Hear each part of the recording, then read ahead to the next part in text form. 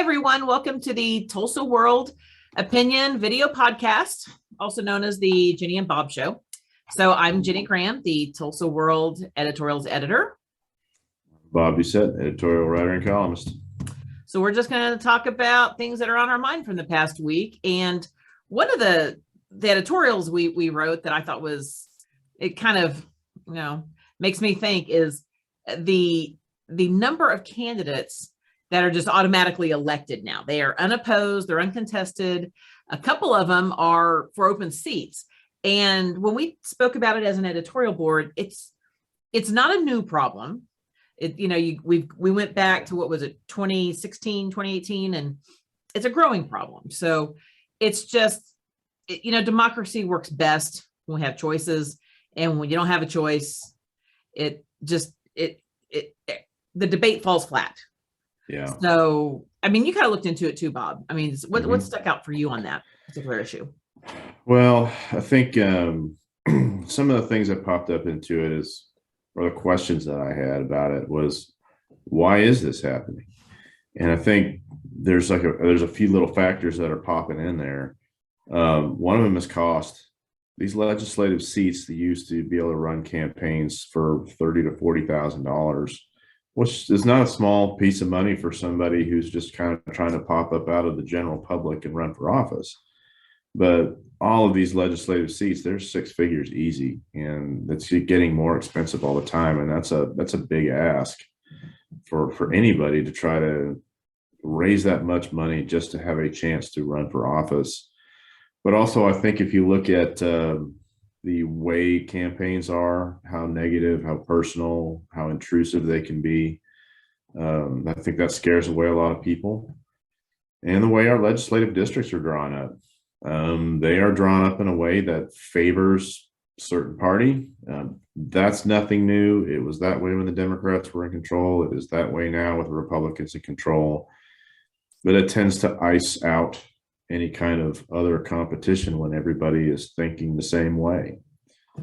Yeah, there are other things that I've always thought were challenges as well, that it requires you to be, especially on the legislative side, in Oklahoma City. So if you have a job that you can't, you don't have that flexibility, you're not going to do that.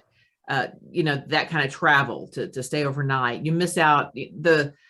The people who have done it with families say you miss out on a lot. So you tend to have retired people or people at the other end. They're young and haven't started families yet. So, and I've always kind of thought, why do they have to be there? Maybe we should, I don't know if virtual, no one likes virtual, but I think that is another area that keeps people away. Yeah. So, but it is, I do think that a way to maybe help grow that is to be more purposeful at the local levels and the county levels when we're appointing boards and commissions, because often we see these leaders and we're not using them right. We're not sort of promoting public service enough. So I think if we're more purposeful about getting more people who weren't previously involved in public service involved in that, then that actually think will help play a role, not just in getting more people to run for office or consider that, but a more diverse group of people too. So, but it was a little disappointing to see that. Although our, we have 17 people running for the District 2 Mark Wayne Mullins seat. So one Democrat, one independent, and 15 Republicans. And then I think for the Senate seat, we also have a ton of people. And Scott Pruitt showed back up. Whatever happened to Scott Pruitt, wants to be a senator. We didn't forget his mess, but anyway, that's a whole other thing. Yeah. So I wrote what I thought was kind of a fun column earlier this week, which is, it came out of the hearing. I got obsessed with the story. Sean Roberts. A little bit. Sean Roberts wants to be labor commissioner, and he filed. His name again is Sean Roberts, just to repeat that. But he filed under the name Sean the Patriot Roberts. And then the opponent said you can't make up a name. Basically, he's trying to insert a campaign brand into the ballot. And it was a full-blown hearing. He had witnesses one of them is Pastor Jackson Langmeyer, who is running for against Langford, Senator Langford, to say, yes, we know him as a patriot.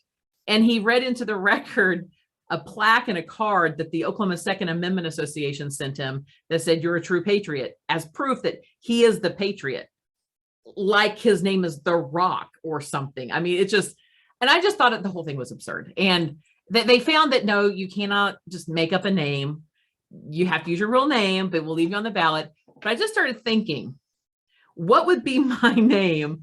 What if I could make up a name? And so I just came up with the cheeky Ginnie Super Duper Graham. So that's going to be when I run for office, which will never happen. That's going to be it, because I feel super duper. People think I'm super. And so I don't know. I just kind of had fun with it and thought, okay, well, what if people can use like a Harry Potter house? So you could be Bob Hufflepuff Doucette. And then you could have your whole video campaign around being in Hufflepuff or whatever it is. So yeah, what would a your better one than campaign that. name be? So here's where I derive this from, because I've thought about this. Seriously, I've thought about this. I went to a doctor's office a while back, and they kind of screwed up when they were entering all the data and stuff like that. They screwed up my name. So You screwed up Bob? How do you screw up Bob? They just did. They had Roberto. So I was thinking, just call me Roberto Peligroso. Are you up on your Spanish? No, but I'd vote for that. Bobby Dangerous. Bobby Dangerous. Yeah, Bobby like Dangerous. But it's like those social media quizzes where it's like the name of your childhood pet is now, your Hollywood name or whatever it is. I just thought, what if our campaigns were like that? What if everyone could come up with a name? It would be like the WWE for every election, like Tommy Tough Johnson versus Wanda Dependable Smith. And then their videos would show them acting out their whatever adjective. If you're tough, you're going to be in a F-150 driving over hills or whatever it is, which, by the way, that's a whole other thing. By the way, the campaign ads that are going to be coming out, going to be a lot of people shooting guns, a lot of people running. I mean, see, you're already made for that because you're already like a hiker or outdoorsy guy. That's made for campaign ads because people like apparently tough, fit people in office. You could be even out there got a on shotgun. bike. Let's go. Let's roll. I would have a worse campaign ads. It would be me doing laundry, like doing dishes. It'd be like me in the carpool lane. It would be the worst campaign ad. If we actually just have to own it, though. What we did.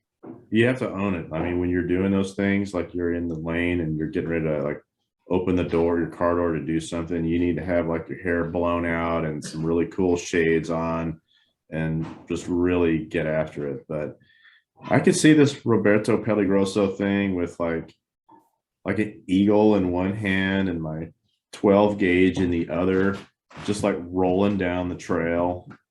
That's votes right there. Votes right there. Peligroso for Congress. Well, and that's the whole thing about these,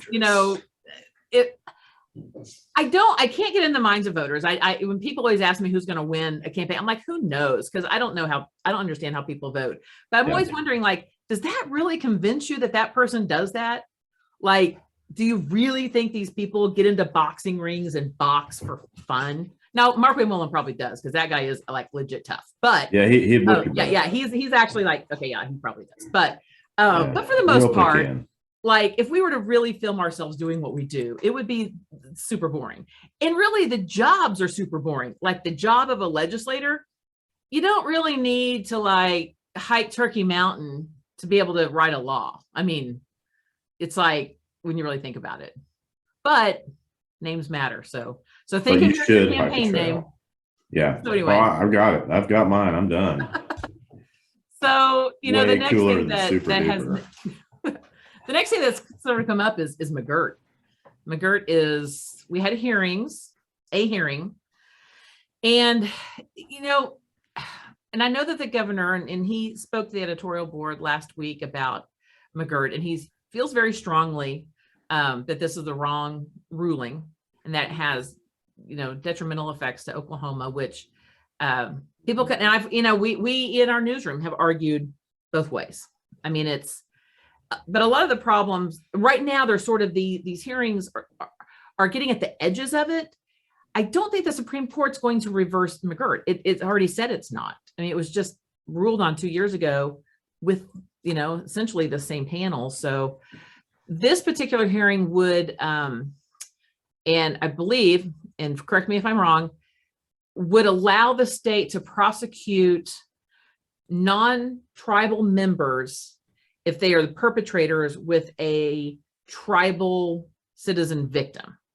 Yes. And so the Supreme Court's going to determine whether that is allowed, but that doesn't reverse McGirt. It just sort of, I say, gnaws at the edge.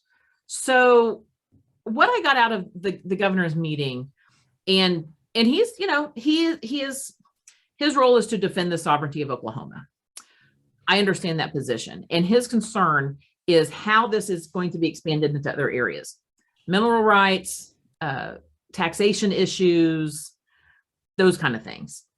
And so the court has not gone there yet. The court has been very clear this is a criminal matter. And he said, if this stayed within the realm of the criminal justice system, that's solvable, that's doable. He could live with that. So, but I'm not sure what to think about this concern about expansion. I guess I'm not yet, because I know people would like to see that, but I haven't seen the courts leaning that way. So, yeah, I mean, there are people who are much more up on tribal law than I am. So, but what's your take on this? I mean, the governor is really pressing this on the national issue on national platforms. Trying to put myself in his shoes a little bit here and understand what the potential ramifications of McGirt would be if it does go into the civil side.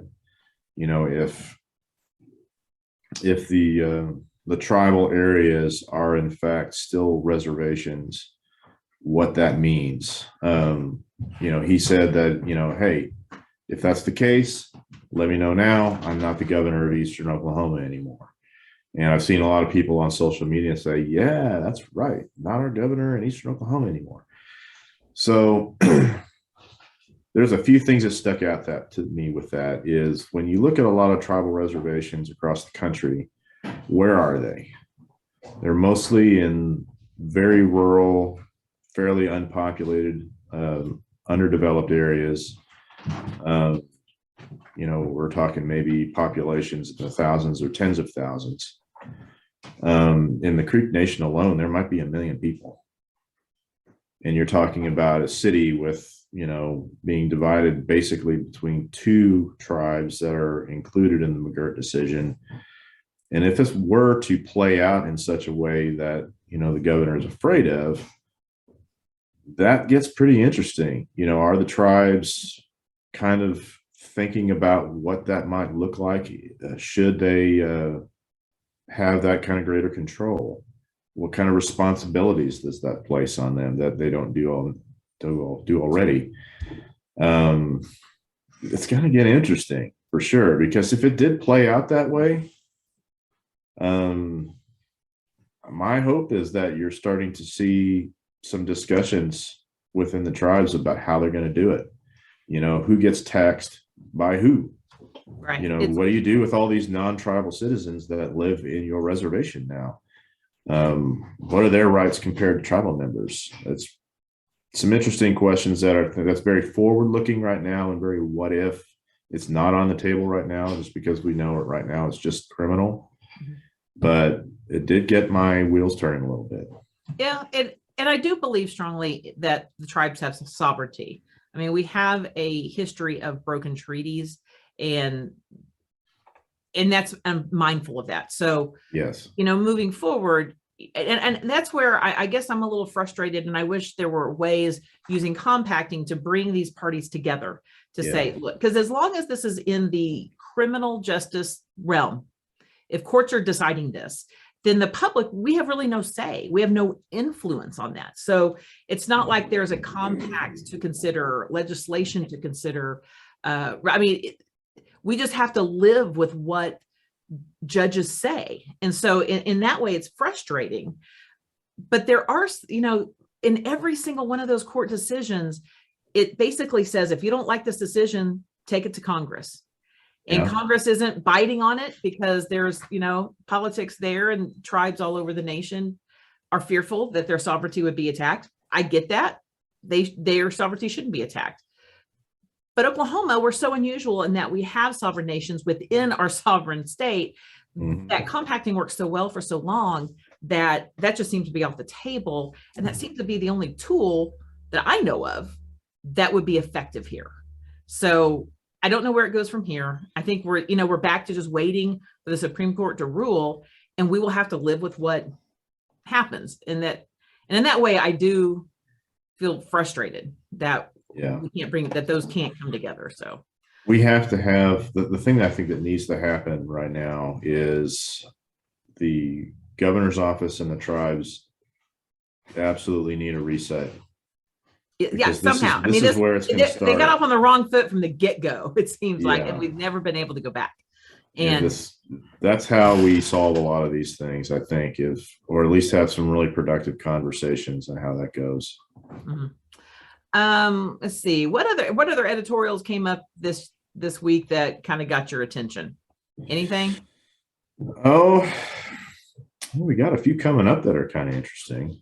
We have one on the Juvenile Bureau that I'm working on. The Tulsa County is asking for $5 million to build a wing for juvenile offenders. And I was kind of surprised by this, honestly, because I thought that was already happening. But they built this $39 million facility, opened it 3 years ago. They did not, we've never held juvenile offenders. And those are typically older teenagers who could be charged with adult felonies, and they were held in the jail. But I looked it up. Congress in 2018 passed juvenile reforms that said that couldn't happen. And the state just now, kind of codified it. So now we have to move those offenders over to our juvenile facility, which there were no detention areas. So I'm a little disappointed that there's the lack of foresight, that no one saw. Even before 2018, the trends were we keep juveniles and adults separate. So again, now we're at the spot where we need to build this wing. But the state officials have been talking about how much money we have and how we have all this revenue. So, OJA, the Oklahoma, or the Office of Juvenile Affairs, needs to get that money to help out Tulsa to hold juvenile offenders. But also, this isn't just a Tulsa area need. Oklahoma City is going to deal with it. And also, Tulsa is taking in juvenile offenders from all over northeastern Oklahoma. So I think OJA needs to sit down and figure out, what does this really look like? So that's, coming up at least. So anyway, talk a little bit. You have your column this weekend. You take on Elon Musk. Yeah. So he's trying to buy Twitter. He's in the process of buying Twitter for $44 billion, which is mind-blowing to me, that any social media company is worth that much money, and that anyone could just pony up the dough to do it. Without giving up too much, there's been this thing going on as Elon Musk buys Twitter, I'm out of here, because he's this free speech absolutist, and people are worried about what that means in terms of content moderation. So I dive into that with my own concern that kind of dates back to some columns I wrote back in the fall. And they are very real, and I hope that this is stuff that he is considering, and it's definitely something that all of our social media platforms have to be vigilant about. But there's a lot of things I didn't put in this column because of space, and it's just kind of strange to me. You know what his worth is? What is it now? $250 billion. I'm telling you, everything in the world's going to be owned by like 10 people at some point. It's just we're just the top 10 people just going to own it all. $250 or $60 billion net worth. And I think when you get to that stage, I mean, you really have that screw you money coming out your ears that you can just do it anything you want. And I think you feel powerful with that. And when you look at him, I mean, he's built several successful businesses. Obviously, Tesla is a massive success, and SpaceX is enjoying some success. The Ukrainians have said that the Starlink setup that he provided for them has been a difference maker in their war in Russia. But then you have him launching a car with a mannequin astronaut into space, and and people, he's got like a following. He's got some tech bro fanboy legions that are massive, that will defend him at any cost and everything like that. And you have all these people telling you how great you are and everything, and you probably feel a little invincible that I can just do what I want and impose what I believe how I want. And who's to tell him any different? I mean, look at the lengths that we went through here in Tulsa to try to attract the Tesla factory. I mean, we repainted the Tulsa driller to look like him, which was an abomination. We should never mess with the driller. It was so weird. But that's what we do. That's what we do. I mean, we'll whine and cry about how all these rich oligarchical type of American billionaires are running the show, but my goodness, we'll do everything we can to get in your good graces, Mr. Musk.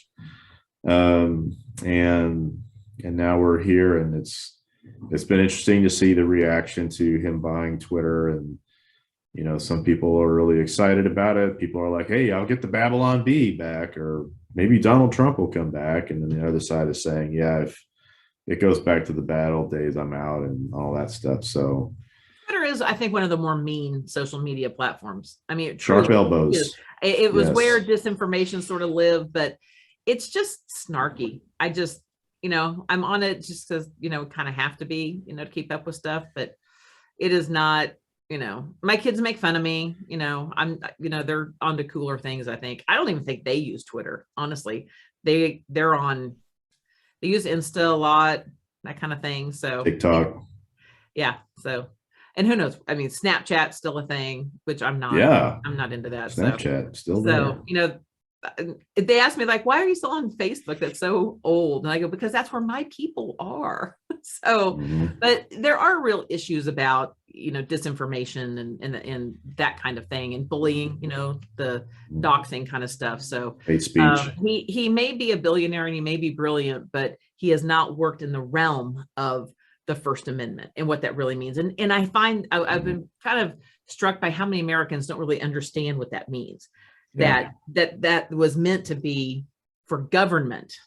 Government can't restrict speech, but if you are a private company, we don't print all the letters that come across our desk for various reasons, because we're not under any obligation to. So that's just kind of how that works. But then my column this week, we had last week, it was an interesting conversation. We had Common Bonds Oklahoma, and the Oklahoma Animal Alliance came in, and then a person from Best Friends Society who's embedded at the Tulsa Animal Welfare. So they just started talking about animal welfare issues. And yes, I quote Immanuel Kant and John Stuart Mill, because why not? Old philosophers that people got bored with in college. So, but it's just all about it. When we talk about animal welfare, sometimes it doesn't pop as a priority because we have homelessness and child abuse and mental health, all these other ills. But I think there's a real argument to be made that how we treat our abused, neglected, and abandoned animals is a reflection on us. It's also a public health or a public safety issue. No one wants roving, vicious animals. So they kind of spoke about where Oklahoma sits nationally, and specifically euthanizing dogs and cats, and trying to get to the bottom of that. And it's interesting. I did not realize that we had a shortage of veterinarians in the state. We're Oklahoma. We have a veterinary school at OSU. And apparently rural areas are really hurting for veterinarians. So there were some things that came up in there that I wrote about this weekend, and sort of kind of talked a little bit about. And of course, who doesn't love pictures of little cats and kittens and puppies at the shelter? And I hope people go and adopt it. So anyway, any last thoughts? Last thoughts. I know people go out, get exercise. Okay, we'll do that. In addition to going out and getting exercise and enjoying the good weather. Well, now that you've opened that door, I just want to say that the new trail that they just built from the parking lot to up the south face is probably one of the most beautiful trails in the entire Tulsa area. So it's ready now. They have a new section that just opened up that I was on Tuesday night, and it is flat out gorgeous section of trail. So definitely worth seeing, and it's not far from the parking lot. There you go. But yeah, give some love to your mom. Mother's Day is not far away. And I think my mom is still on a cruise. How is it that my mom decides, Mother's Day is coming up, I'm going to get out of town? I mean, and that's such a typical, maybe I should do the same thing. Oh, Mother's Day is coming best up. Life. Skip out. Yeah. I will say this one last thing, because a lot of people in Tulsa are going to be going. This is a somber note, but this weekend I will be having a drink in the memory of Joe Worley. He was a longtime executive editor of Tulsa World who died last week. And a lot of journalists, a lot of leaders knew him, and we're going to be remembering his life tomorrow at Greenwood Cultural Center. And he was important in Tulsa in that his leadership focused, it started the careers of a lot of journalists, promoted a lot of us, but he also, I think, kind of put us in the right direction in caring. He cared a lot about the vulnerable, about voices who weren't in the paper. He held law enforcement accountable, but yet he was very pro law enforcement. I mean, he showed through his leadership you can be both. He was dedicated to open records, and his legacy is going to really live on in Tulsa. And so we're all going to commemorate his life tomorrow and have a drink to him and enjoy the nice weather, because he was a marathon runner too. So I'm sure he would enjoy your advice. And for a sign off, Patrick Prince, our digital leader at the Tulsa World, has asked us all to mention that there is the All World Awards that we host every year. It's for the best of high school sports. It's going to be August 2nd. And a lot of these kids the kids that win, and you go to I think it's allworldawards.com and vote, see who's nominated. Some of these kids will get scholarships. They'll all get, awards. It's a really nice event. And I got on there because they have a section where you can vote on like best fans, which they include cheer teams and pom teams. And I have already lodged my complaint that they should be considered athletes, because I promise you, having a football player and the pom workouts are way harder. And so that's going to be, I just want to say cheer and pom are athletes, but you can also vote for them as well. And I just want to say, everyone go there and let your school be known. Let these high school kids get some attention they deserve. So celebrate their hard work, man. Good stuff. It is. It's hard work. So anyway, until next week, thank you, everyone. See ya.